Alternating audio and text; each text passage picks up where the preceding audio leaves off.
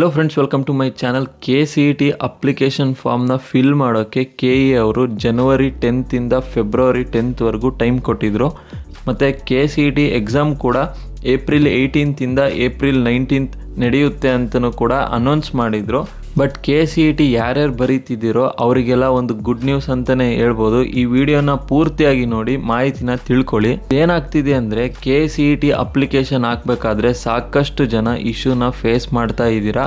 ಇದನ್ನ ಪರಿಗಣಿಸಿದ KE ಅವರು KCET ಅಪ್ಲಿಕೇಶನ್ ಫಾರ್ಮ್ ಡೇಟ್ನ ಎಕ್ಸ್ಟೆಂಡ್ ಮಾಡಿದ್ದಾರೆ। ಅವರು ಡಿಕ್ಲೇರ್ ಮಾಡಿರೋ ಮಾಹಿತಿ ಪ್ರಕಾರ ಇನ್ನು ಯಾರ್ಯಾರು KCET ಅಪ್ಲಿಕೇಶನ್ ಹಾಕಿಲ್ವೋ ಅವರಿಗೆ ಫೆಬ್ರವರಿ 20th ವರೆಗೂ ಎಕ್ಸ್ಟೆಂಡ್ ಮಾಡಿದ್ದಾರೆ। ಸೊ ಇನ್ನೊಂದು ಇಂಪಾರ್ಟೆಂಟ್ ಅಪ್ಡೇಟ್ ಏನಪ್ಪಾ ಅಂದ್ರೆ, ಕೆಲವು ದಿನಗಳ ಹಿಂದೆ KCET ಅಪ್ಲಿಕೇಶನ್ ಫಾರ್ಮ್ ನ ಬಿಟ್ಟಿದ್ರು। ನಮ್ಮ ಚಾನೆಲ್ ಕಡೆಯಿಂದನೂ ಕೂಡ KCET ಅಪ್ಲಿಕೇಶನ್ ಫಾರ್ಮ್ ನ ಹೇಗೆ ಫಿಲ್ ಮಾಡೋದು ಅಂತ ಸ್ಟೆಪ್ ಬೈ ಸ್ಟೆಪ್ ಎಕ್ಸ್ಪ್ಲೇನ್ ಮಾಡಿ ವಿಡಿಯೋ ಅಪ್ಲೋಡ್ ಮಾಡಿದ್ವಿ। ಸೊ ಇನ್ನು ಯಾರ್ಯಾರು KCET ಅಪ್ಲಿಕೇಶನ್ ಫಾರ್ಮ್ ಹಾಕಿಲ್ವೋ ನೀವು ಕೂಡ ಆ ವಿಡಿಯೋನ ನೋಡಿ ರೆಫರೆನ್ಸ್ ಆಗಿಟ್ಕೊಂಡು ಆದಷ್ಟು ಬೇಗ KCET ಅಪ್ಲಿಕೇಶನ್ ಫಾರ್ಮ್ನ ಅಪ್ಲೈ ಮಾಡಿ। ಕೆಲವರಿಗೆ ಏನು ಪ್ರಾಬ್ಲಮ್ ಆಗ್ತಿದೆ ಅಂದರೆ KCET ಅಪ್ಲಿಕೇಶನ್ ಹಾಕಬೇಕಾದ್ರೆ ಸಾಕಷ್ಟು ಪ್ರಾಬ್ಲಮ್ ಆಗ್ತಾ ಇದೆ।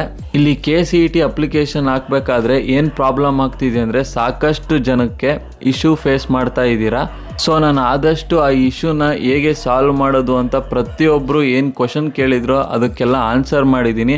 ಅದೇ ಥರ ನೀವು ಇನ್ನೂ ಏನಾದರೂ ಇಶ್ಯೂ ಫೇಸ್ ಮಾಡ್ತಾ ಇದ್ದರೆ ಈ ವಿಡಿಯೋದ ಕಾಮೆಂಟ್ ಬಾಕ್ಸಲ್ಲಿ ಕಾಮೆಂಟ್ ಮಾಡಿ ಏನೇನು ಇಶ್ಯೂ ಫೇಸ್ ಮಾಡ್ತಾ ಇದ್ದೀರಾ ಅಂತ। ಪ್ರತಿಯೊಬ್ಬರು ಕಾಮೆಂಟ್ನ ನಾನು ರೆಫರ್ ಮಾಡಿ ಅದಕ್ಕೆ ಸೂಕ್ತವಾದ ಸೊಲ್ಯೂಷನ್ ಹುಡುಕಿ ನಿಮಗೆ ಕೊಡ್ತೀನಿ।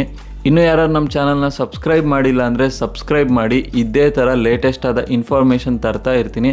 ಮುಂದಿನ ವಿಡಿಯೋದಲ್ಲಿ ಭೇಟಿ ಆಗೋಣ ಫ್ರೆಂಡ್ಸ್।